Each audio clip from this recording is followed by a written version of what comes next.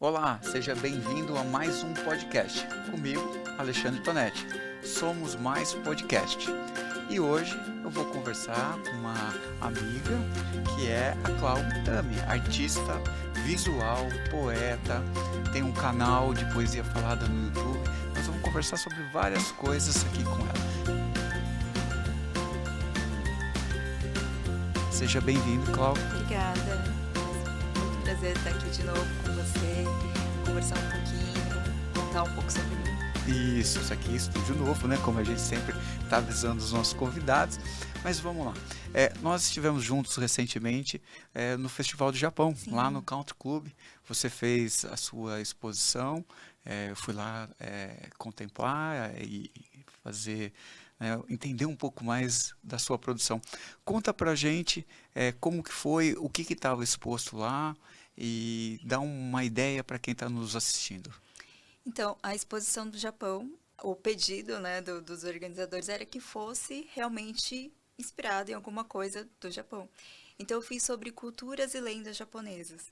São lendas e do folclore, coisas que eu ouvia da minha avó, né, coisas que são passadas, que estão na família, muito presentes na cultura japonesa.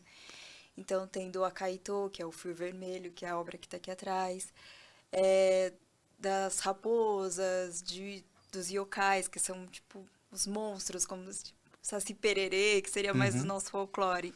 Então, conta muito do folclore japonês e das lendas, que é muito presente no dia a dia lá. Que legal.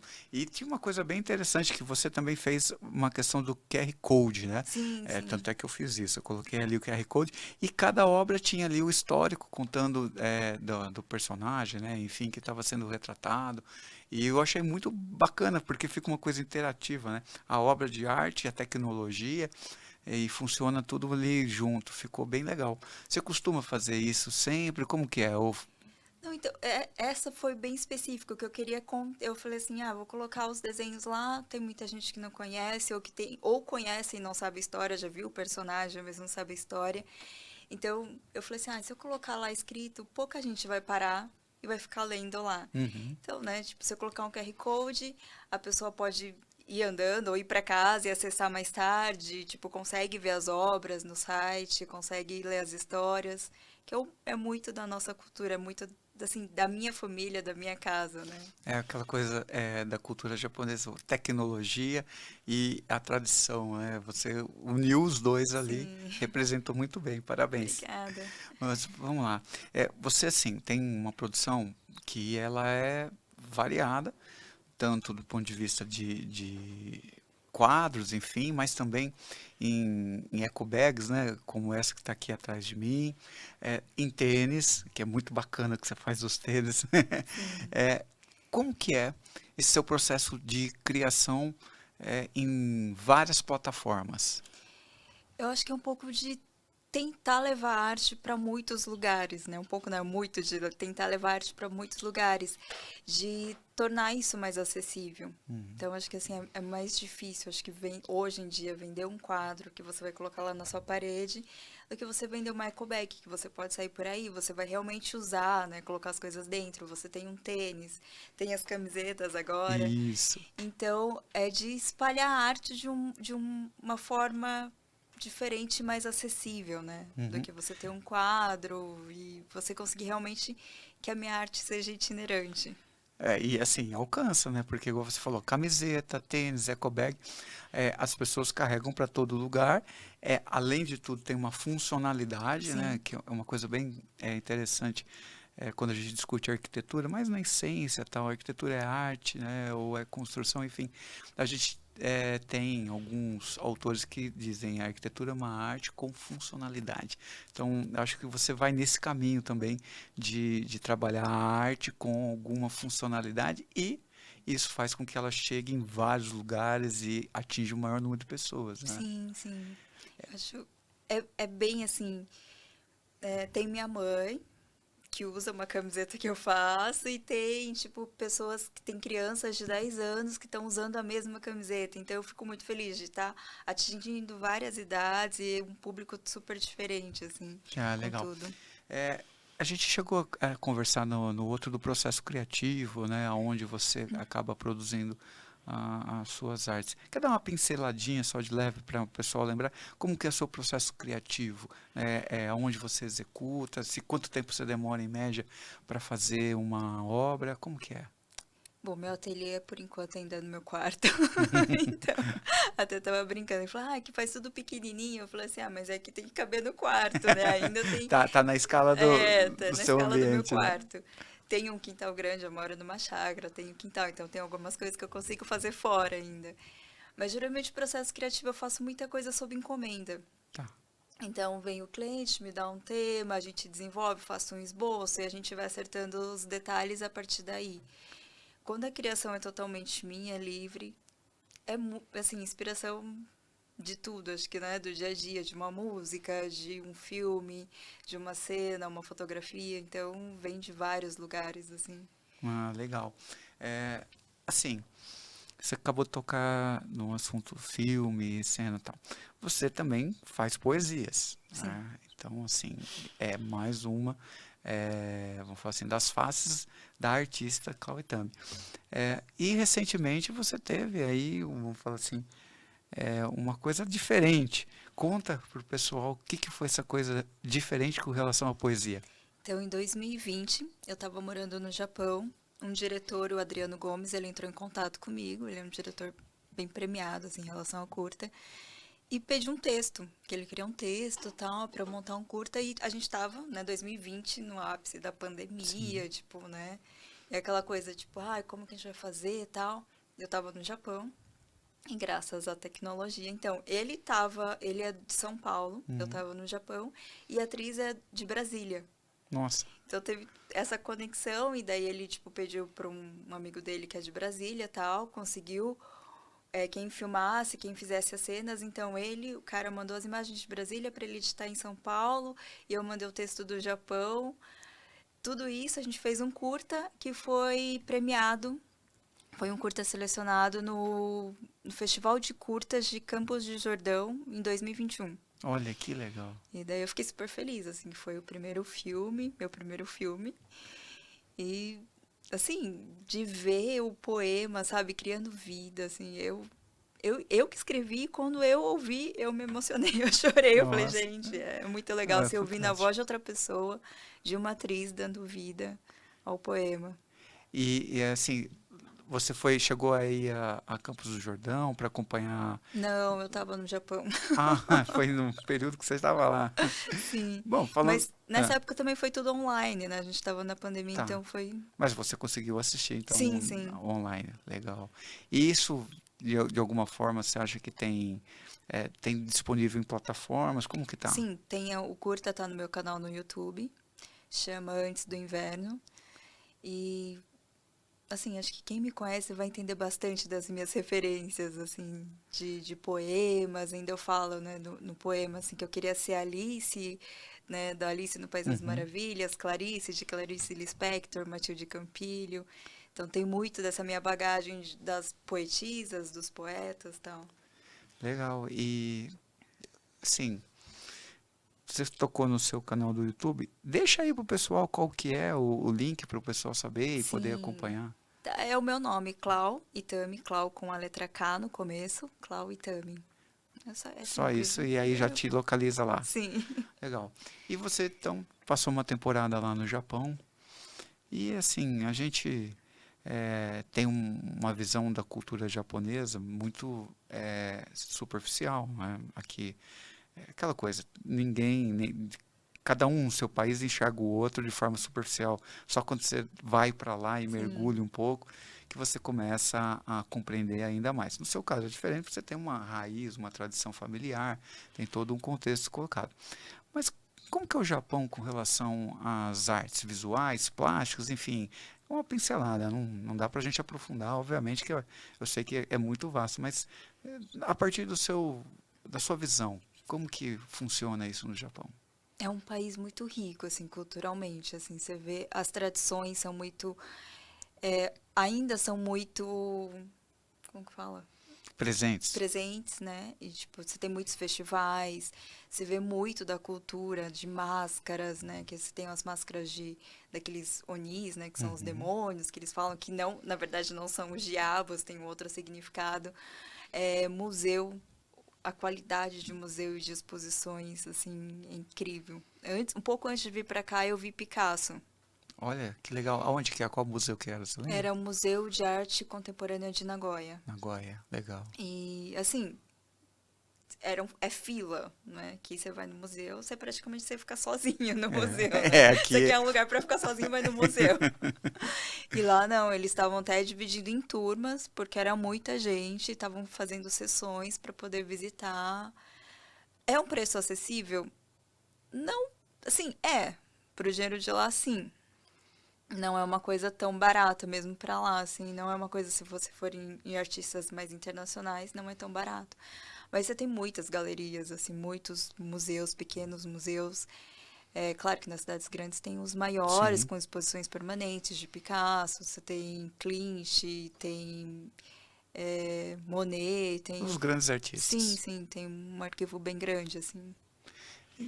Assim, essa arte mais europeia, né, os artistas europeus, entrando na cultura japonesa, como que o pessoal de lá entende? Você chegou a conversar com alguém a respeito disso? Ou percebeu alguma coisa diferente? Há um respeito muito grande, compreende aquilo? Ou está indo como curiosidade mesmo para ter o primeiro contato? Como que é? Existe uma base na formação, nas escolas, que abrem esse tipo de visão para as artes e principalmente para os grandes mestres? Eu não sei se em escolas eles estudam, acho que do mesmo nível que a gente deve estudar aqui, né? Tá, mais De superficial. conhecer, bem de só nomes, assim, Uhum. né? Mas assim, eu vejo um grande interesse. Tanto tem né, os artistas japoneses também, sim, tem os museus e tal. Mas assim, em relação os europeus, os americanos, os franceses, existe, acho que a curiosidade. É muito acessível lá, então, Uhum. como acho que você anda lá na cidade, você tem um museu.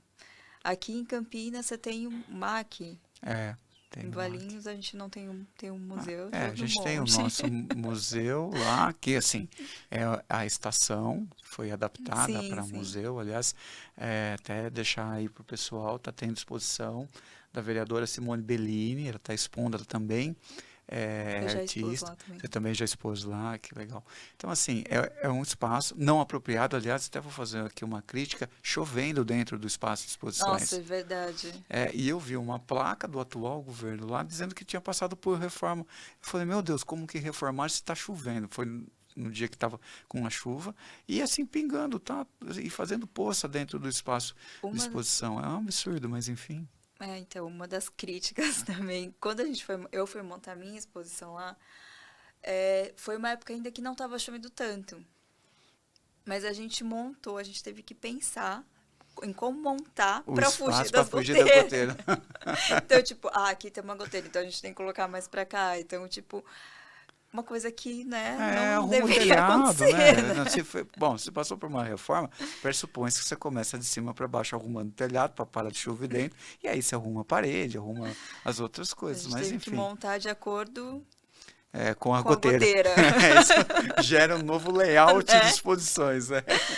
Não, Ai, a gente ri, mas assim, é triste, né? Quando você que já esteve em outros países, você sabe que o cuidado que se tem com esse sim, tipo de espaço, de exposições, muito diferente de como a gente trata, principalmente como a gente trata lá em Valinhos, né? É, precisa de um espaço, de um museu de verdade, precisa de um espaço onde vocês, artistas da cidade, possam estar expondo, sem precisar desviar de goteira, e que grandes mestres também possam ser expostos dentro da sim, cidade, né? sim. Isso vai ajudar e vai enriquecer muito, né, a cultura nossa no município. Mas, enfim, é a realidade que a gente tem por enquanto lá. Mas, Né? vamos lá, vamos voltar ao nosso tema. Do ponto de vista da sua linha de produção, né, no tempo, você iniciou quando, é, com o quê, né? Qual que foi o tema? Assim, estralou, eu quero fazer e vou fazer isso e vou caminhar pela arte. Você lembra mais ou menos quando isso iniciou? Os poemas chegaram antes, assim, acho que com uns 14, 13, 14 eu comecei a escrever. Acho que eu saí do meu diário, né, de mais menininha, assim, pré-adolescente, para os poemas. Que o diário você sempre tem aquela, né, ai, se alguém lê. Então, eu acho que o poema era uma forma mais de colocar para fora o que eu sentia, de uma forma que seja mais subjetiva, mais Sim. camuflada, né, Entendi. uma coisa que eu ia entender depois, e nem todo mundo ia entender. Então vieram primeiros poemas, tanto que em Valinhos tinha, né, aquele o concurso de prosa e Sim, eu poesia, lembro. e eu ganhei terceiro lugar. Eu não lembro que ano que foi, acho que foi em 98. Faz bastante tempo. No século No passado. século passado. E eu lembro também que foi a primeira vez que meus pais viram, né? Eu tava com 17 anos e eu precisava de autorização deles. Uhum. Aí eu fui me inscrever e daí eu tinha que pedir para eles assinarem. Não, meu pai e minha mãe não, deixa a gente ler primeiro que a gente tá assinando, né? Que a gente vai autorizar, né? E daí eu consegui terceiro lugar nesse concurso. E daí, assim, escrevia, mas só pra mim. Até que em 2015 foi minha primeira exposição num coletivo só de meninas lá em Sorocaba. O coletivo não existe mais, Uhum. mas era um coletivo lá em Sorocaba. E foi uma exposição de poemas ilustrados. Tá. Então o foco eram os poemas e tinha uns desenhos meus assim e tal.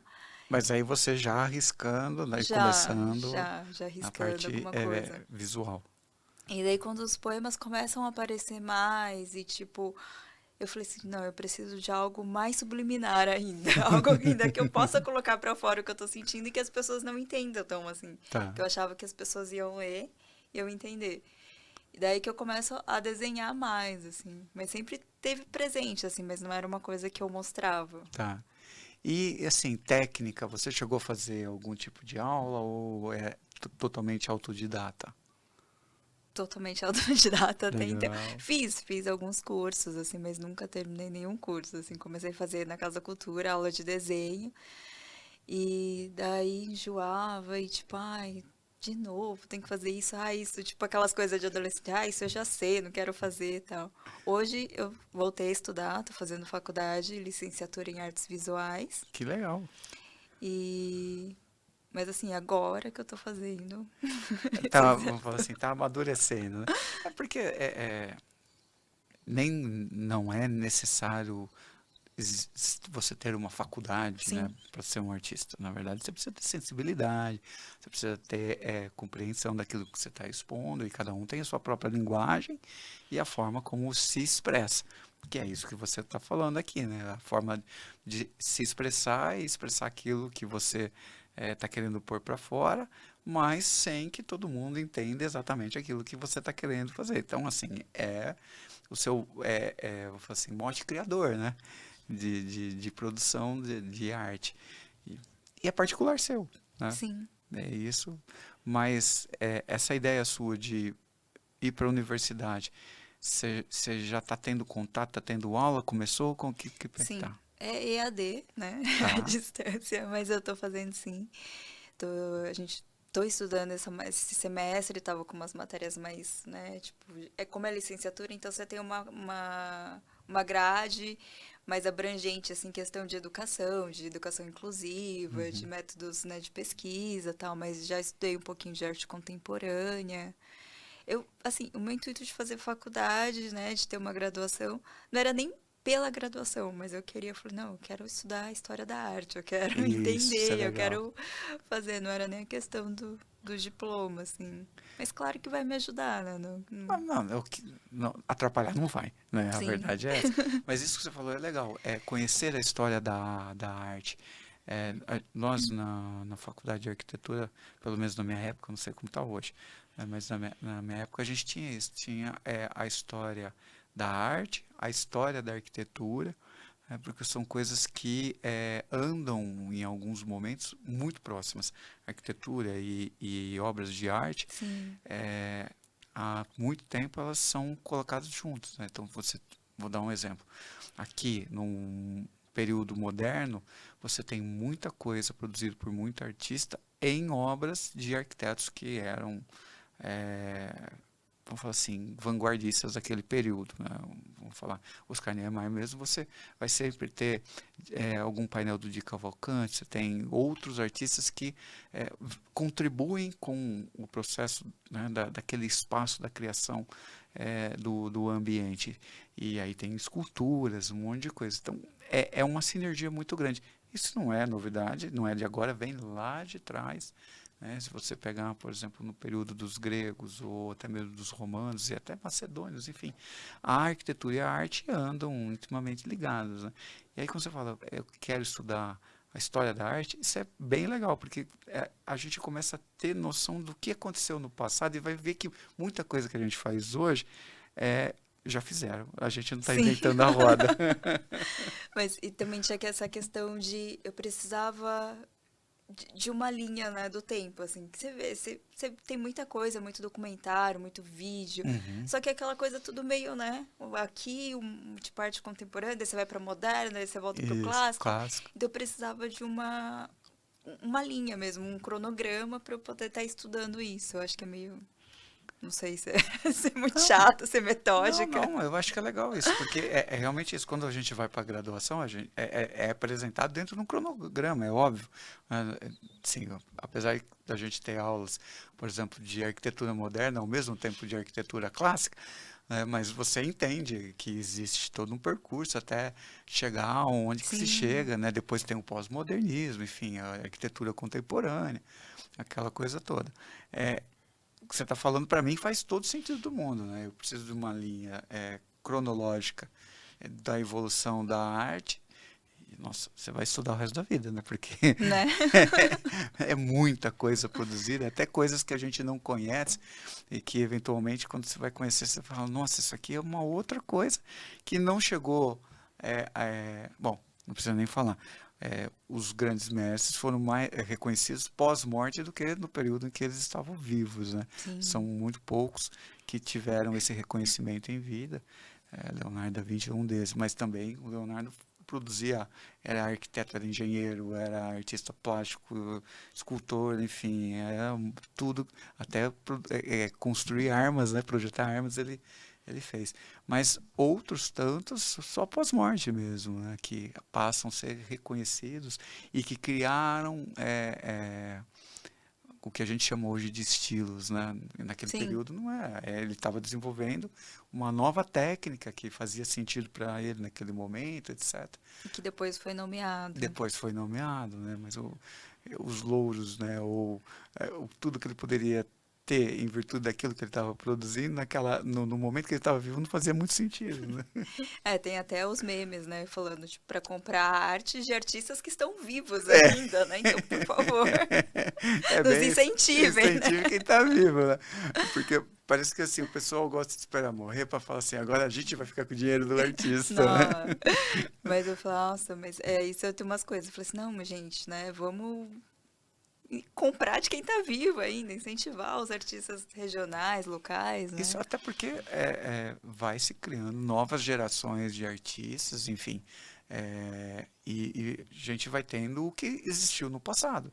Se não tivesse movimento constante, a gente estaria preso lá em meia dúzia de grandes mestres e acabaria nisso. E a arte é uma coisa absurdamente veloz e com muita qualidade e com muita forma de expressão. Eu acho que tem que aproveitar realmente, procurar, identificar e assim, eu gosto daquela obra, daquele artista, vai e compra, ajuda esse processo todo, difunde a arte, né? Ajuda o artista também, porque toda vez que você tem uma obra que é adquirida por alguém, você se motiva ainda mais, não é verdade? Com certeza, assim, tipo, de ver a arte em outros lugares. Acho que por mais longe, talvez no Canadá eu tenho, assim, alguns amigos que compraram lá coisas no Japão, né? Do pessoal que eu adquiriu lá. Mas, assim, eu fico muito feliz, assim, de ver o pessoal, mesmo assim, as coisas que eu faço que usam, né? Que o pessoal me manda foto, tipo, tô com essa camiseta, ou tá usando eco bag. É muito legal. As meninas que têm os desenhos no quarto, tira fotos, ou tipo, né, como fundo de cenário, eu acho o máximo. Ah, é legal, porque é um pedacinho de você que tá lá Sim, longe, né? É uma sua sim. criação, é É você para que lugares que produziu. eu nunca fui. É. E minha Não, arte já foi. Eu acho bem legal. ela tá abrindo portas, imagina desse jeito, tá indo primeiro, daqui a pouco você vai estar indo lá Ai, expor em alguns desses lugares. Faz esse movimento, o pessoal lá do Canadá fala assim, ó, vamos lá, ó. né? Aí eu vou aí, faço uma exposição. É, seria bem legal. É, assim, dá uma instigada, quem sabe sai. Né? Vou Quem mandar não uma arrisca não mensagem. petisca, né? Mas legal. Cláudio, ó, quero agradecer muito Eu que você pela agradeço. participação nessa nossa segunda temporada. Não, assim, cadeira cativa, né? Já teve na primeira, na segunda, quem sabe na terceira também Olha, está conosco, né? E é importante ir apresentando um pouquinho mais sobre você, quem é a Cláudia, o que ela produz, e assim, obrigado de coração, eu né, que por você ter agradeço. aceito esse convite para fazer parte dessa nova temporada. Eu que agradeço. Muito obrigada. Por mais uma vez estar aqui com você, por contar um pouquinho, né? Falar, espalhar arte por aí. Sempre um prazer.